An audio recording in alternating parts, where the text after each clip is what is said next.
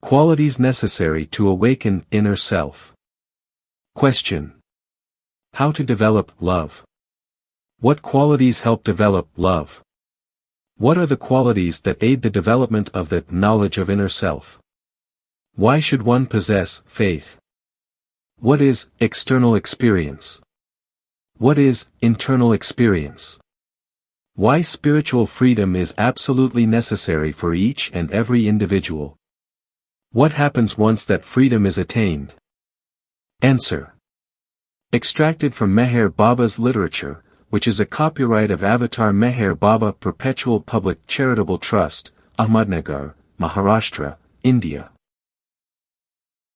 There is no more ready means by which the first outlines of the inner self can be known than through complete honesty. Honesty with one's fellow beings is the beginning step. From this there cannot help but come honesty with oneself.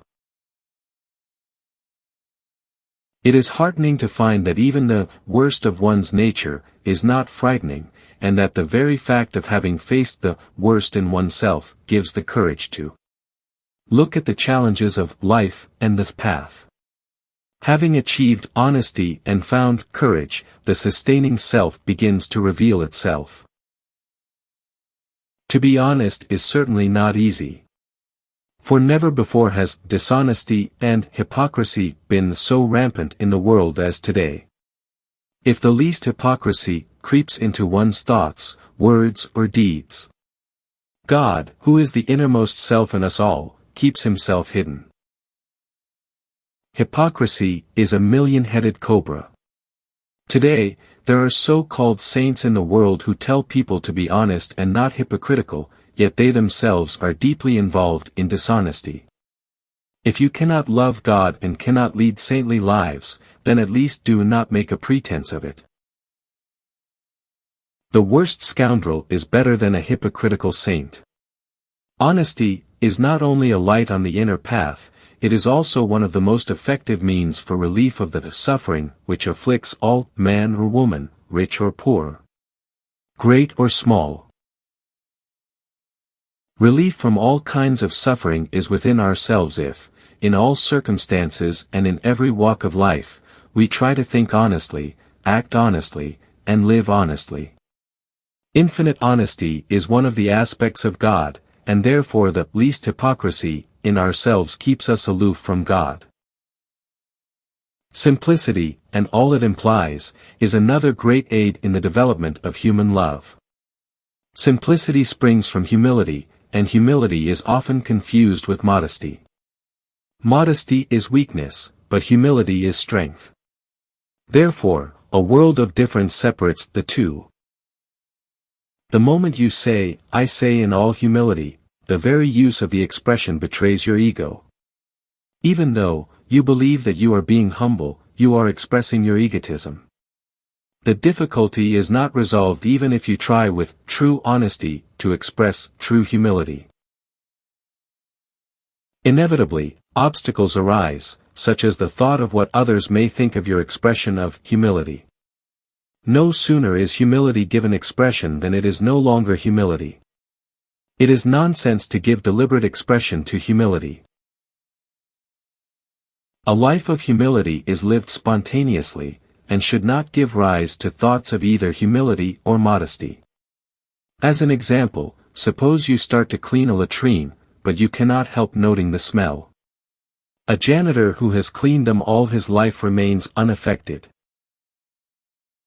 The person who parades humility is like the one who notes the smell while cleaning a latrine. The person who lives the life of humility is like the sweeper who is immune to the odor, and completely unworried about what others think of him. He actually lives the life of a janitor. To have to try to be humble is also nonsense. You must be so natural that your life becomes humility personified, which means all strength freed from all weakness. So, whatever you are, express it unmindful of public opinion and the reaction of others. Be natural. If you are dishonest, do not try to hide yourself behind the curtain of honesty. This does not mean, though, that you should be dishonest. Above all else, be content with your lot, rich or poor, happy or miserable. Understand that God has designed it for your own good and be resigned to His will. Remember the present in the frame of the past and the future. You eternally were and always will be. You have had innumerable forms, as man and woman, beautiful and ugly, strong and weak, healthy and sickly, powerful and helpless. And now you are here again in another form. Until you gain spiritual freedom, you will be invested with many such forms, so why seek temporary relief now, which will only result in further bindings later? Do not ask God for money, fame, power, health or children, but seek His grace and it will lead you to eternal bliss. One of the greatest things to possess is faith, which ultimately leads to conviction, and from conviction one day arises realization. There are no two kinds of faith. Faith is the last thing to be labeled.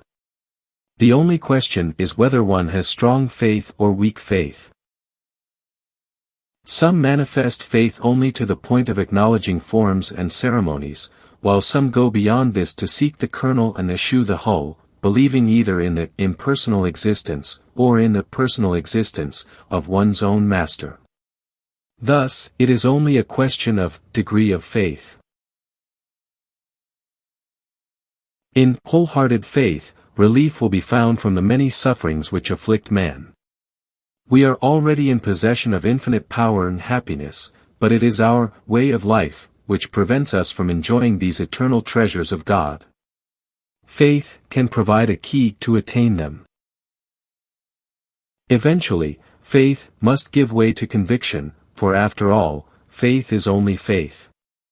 There are two kinds of experience, external and internal. External experience can result through gross media.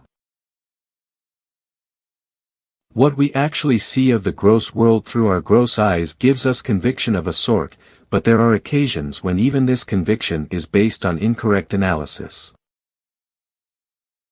Thus, if we see a man drinking milk from a bottle under a toddy tree, we assume unconsciously that he is drinking toddy, which is incorrect. What is seen with the inner eye gives absolute conviction, and can never be false. Such is the case, for example, when one sees with the inner eye that God is the infinite existence. Therefore, what is really needed to give eternal conviction is not mere theorizing or reasoning, or even faith, but actual, inner, experience. Once God has been realized, there is no question of faith, or even of conviction, just as there is no question of a man's needing faith to believe that he is a man. Having transcended the boundaries of faith, one finds oneself identified with the infinite and the one self manifested everywhere. Jai Meher Baba. Source: Listen Humanity. Page 183 to 185.